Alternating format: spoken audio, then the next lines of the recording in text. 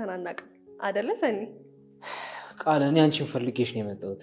እንዴ ቃልዬ ደግሞ ይኸውልሽ ማማክርሽ ብርቱ ጉዳይ አለኝ። የሆነ ሰው ማግባት አለብህ ብሎኛልና በሱ ጉዳይ ላይ እንድታማክሪኝ ስለፈለኩኝ። ጆከር እንደ ትናንትና አይነት ቀልድ እንዳትቀልድ። በጣም ነበር እኮ ያስደነገጥከኝ። እንደዛ አይደለም አልኩሽ ቃልዬ። ግን ያው ማግባት አለብህ ስለተባልኩኝ ቆንጆ ሴት ልክ እንዳንቺ ጨዋታ የምታውቅና መልካም ሴት እንድታማርኝ ስለፈለኩኝ ነው። እንደዚህ አይነት ሰው ለማግኘት እኮ አንተም እንደዚህ አይነት ሰው መሆን አለብህ። እንዴ ምን እያልሽ ነው ሰኒ? እዩ እስቲ ይሄንን ሸበላ እንዴት አባቱ እንደሚያምር። ምን ነው ሰኒ የተናደድሽ ትመስያለሽ? ምን ነው አንቺን የሚያናድ ነገር አልኩ ነው? ኧረ አልተናደድኩም። መጀመሪያም እኮ ተናድጄ ነበር። ደግሞ ይሄ የስራ ቦታ ነው እንጂ የትዳር መምረጫ አይደለም። እሺ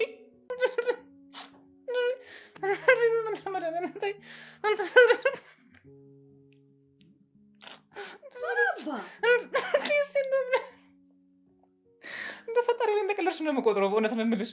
ምንድን ነው ምንሽ ነው ይሄ ደግሞ? አንተ ነጋል ይኸውልህ፣ በኩርኩም ማለት ነው ደንቆሮ አድርጌ ይኸውልህ ላይፍ እንዳለመሰቃቅለው ዛሬ አርፈህ ተቀመጥ።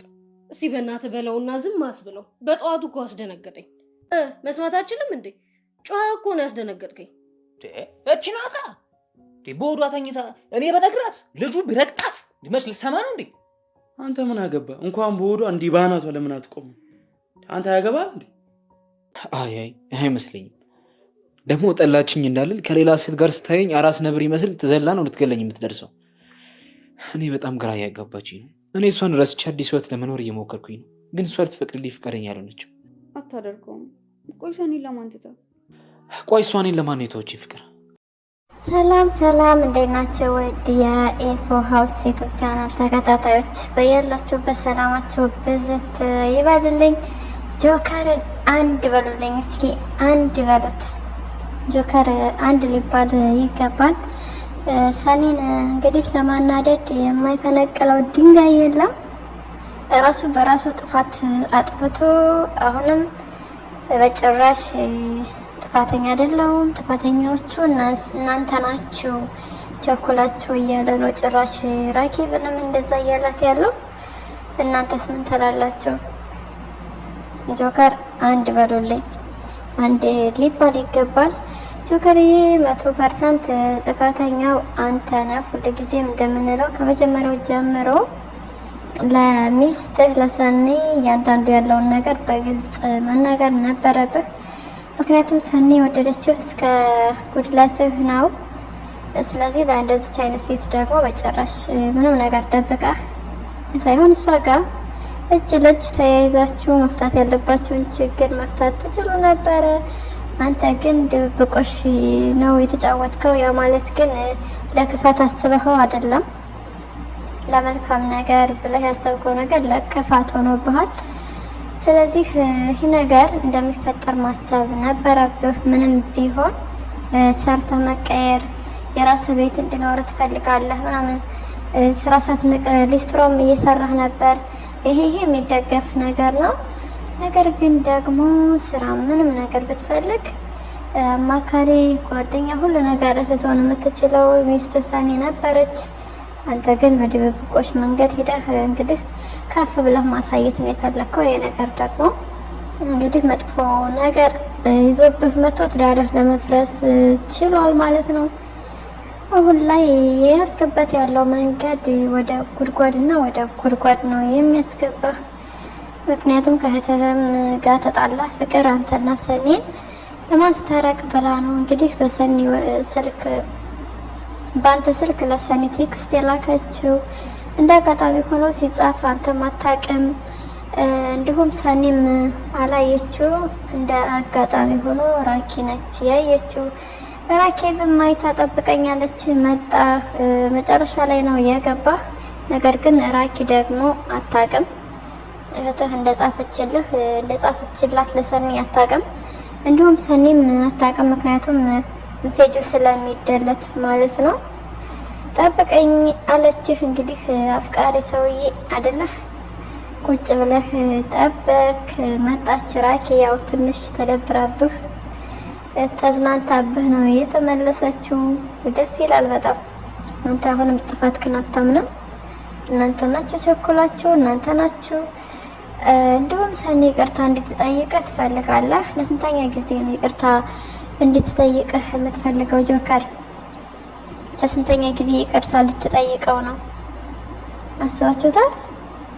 ይቅርታ ጠይቃህ መጀመሪያ እንዳገኘችህ ስራ ቦታ ላይ ራሷን ዝቅ አድርጋ ይቅርታ ጠይቃህ ነበረ። ስላለፈው ነገር በቃ እናሳ ያለፈውን ነገር ትተን እንቀጥል ስትልህ አንተ ግን ሽንፈት አልፈልግም በቃ ከፍቅር ክብር ይበልጣል ብለሃል። ስለዚህ ለክብርህ እንድትሽሞናሞን እኛም ጋብዘንሃል። ተሽሞንሞን ለፍቅርህ ይቅር ባይነት ትልቅነት ነው። ለፍቅር ደግሞ ዝቅ ማለት መተናነስ ማለት አይደለም።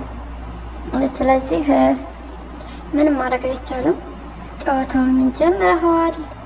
አሁን ላይ ሰኒን በጣም የረበሽካት ነው። ቃል ከምትባል ሴት ጋር እንግዲህ ቃልን ራሱ እየበደልካት እንደሆነ አልታወቀህም። ታፈቅረኛለሽ ወይ ምንም ጥያቄ የለውም። ቃል ታፈቅርሃለች፣ በጣም ታፈቅርሃለች። ምክንያቱም ከጥያቄ የሚገባ አይደለም። በጣም ነው የምታፈቅርህ ቃል። ነገር ግን አንተ ደግሞ ተስፋ እና ትልቅ ቦታ ሰጥተሃታል። መስጠት የሌለብህን ያህል ቦታ ሰጥተሃታል። እንግባ ስትልህ ትገባለህ፣ እንውጣ ስትልህ ትወጣለህ ምናምን ነገር እና ይሄ በቃ የእሷ እንደዚህ መሆን ለአንተ የጠቀመህ መስሎሃል። ሰኒ እንድትናደድልህ እንግዲህ ያው ትፈልጋለህ። በጎን ደግሞ ትናደዳለች። ሴት ጋር ስታየኝ ምናምን ትላለህ። እንዲሁም አግባ ስለተባልኩ ቀለበት አማርጬ ምናምን አይነት ንግግር ማግባት ከፈለክ ከሰኒ ፊት አይደለም እንግዲህ ቀለበት አማርጦኝ የሆነ ሰው አግባ ላይ ምናምን ብለህ ሞድ ለመያዝ መሞከርህ ነገር ራስህን ዋጋ የሚያስከፍልህ። ቃልም እንግዲህ አዋርዳሃለች። እንደ ትላንትና አይነት ስህተት እንዳትሰራ ብላለች ማለት ነው። ይሄም ያንተ ድራማ ሰኒ ለማናደድ ያደረከው ነገር እንደሆነ ሰኒ አውቃለች። ስለዚህ ሰኒ ደግሞ አለመናደድ አትችልም። ምክንያቱም አንተ አውቀህ እሷን ለማናደድ በቃ አቴንሽን ፈልገህ እንደሆነ ስለምታውቅ ነው የምትናደድበት። ሰኒ ደግሞ ኮስተር ቆፍጠን በይ። ከዚህ በኋላ በሱ መናደድ የለብሽም።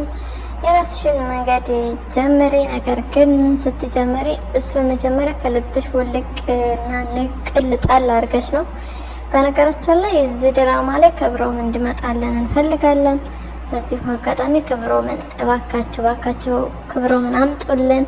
አጋጣሚ የሚሆን ምንም ይሁን በቃ ከሰኒ ጋር ካለችበት ስራ ቦታዋ ላይ እንዲገናኙ እንፈልጋለን። በእርግጥ ሰኒ እዛ ውስጥ ወንድ ፍቅረኛ አታጣም፣ እዛው መያዝ ትችላለች። ነገር ግን ክብሮም ቢመጣ የተሻለ ነው። ክብሮም መጣ ማለት ትፈልገዋለች ማለት አይደለም። በእርግጠኛነት ክብሮም ጋር መቀጠል አትፈልግም። ነገሮች ስለተበለሻሹ መጨረሻ ላይ ያደረገው ነገር ጥሩ አይደለም። ጆከሪና ሰኒን ለማለያየት ብሎ መግባት እና መገኘት የሌለበት ቦታ ላይ ተገኝተዋል። እንግዲህ ከእስር ቤት ነው ያለው። ከእስር ቤት ሲወጣ ወደ እነ ጆከር እንዲቀላቀልና ፍጥጫውን ከጆከር ጋር እንዲቀጥል እንፈልጋለን ማለት ነው። እናንተስ ምን ትላላችሁ? ይገናኙ ወይስ ሰኒ ሌላ አትያዝና ጆከር ይናደድ በተራው?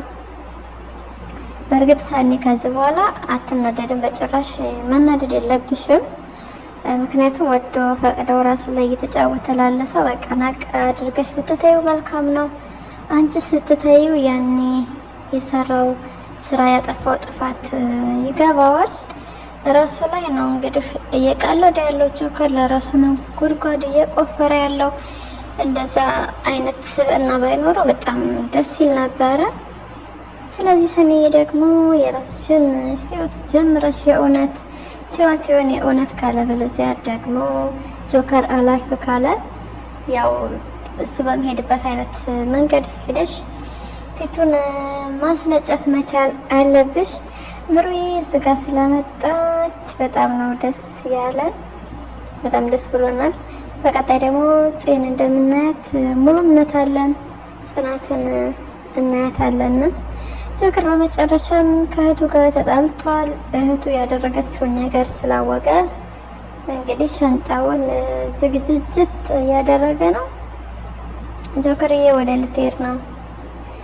በእርግጥ ሰኒ አታውቅም። እሷ ጋር ሄዶ በመጨረሻም ስፒድ እንዳስወጋውና አለቃው አሁን ያሰሪው ማለት ነው እንደዳነው እንደታደገው ህይወቱን ሰኒ አታውቅም።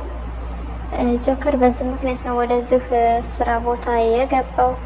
ይህንን እንግዲህ የምትነግራት ፍቅር ነች። ፍቅር ልትነግራት ስትል ባለፈው እንደ አጋጣሚ መጥቶ እራሱ ነው እንደማያውቃት አይነት አክት ሲያደርግ እንግዲህ ቃልም ነበረ ስትተዋወቃላችሁ እንዴ ብላ ነገሩ ሁሉ ተበለሻሸ እንጂ ልትነግራት ነበረ። ሰኒ ደግሞ አንጀቷ ቀጭንና ሩህሩህ ነች። የሆነ መናፈሻ ላይ መንገድ አይታው እንኳ ራሱ ዝም ብላው አላለፈችም። ሄዳ አቅፋዋለች፣ ስለሱ ታስባለች፣ አሁንም ትጨነቃለች። ያ ማለት ግን እሱ እየገፋት ነው። እየገፋት ስላለ ሁልጊዜ እየተገፋች ትኖራለች ማለት አይደለም። ሰኒዬ ራስሽን አስከብሬ። ራኬብ እንዳለችው ያው አንቺ እሱ ላንቺ የሚገባ አይነት ሰው አይደለም። ላንቺ ከሱ የተሻለ ሰው ይገባሻል። ምክንያቱም አሁንም ድረስ እንግዲህ ጥፋቱን አምኖ ይቅርታ መጠየቅ በነበረበት ሰዓት ይቅርታውን ብትቀበዩም ባትቀበዩም ይቅርታ መጠየቅ ነበረበት። እሱ በጣም እየዘገየና በጣም እያረፈደ ነው። ከራኬብ ጋር በተገናኙ ቁጥር ደግሞ ግጭቱ እየሰፋና እየተባባሰ ነው እንጂ የሚሄደው ሌላ ምንም የሚፈጥር ነገር የለውም። ስለዚህ ሰኒ በቃ ጆከር ከማሰብ ወጥተሽ ማየት እንፈልጋለን።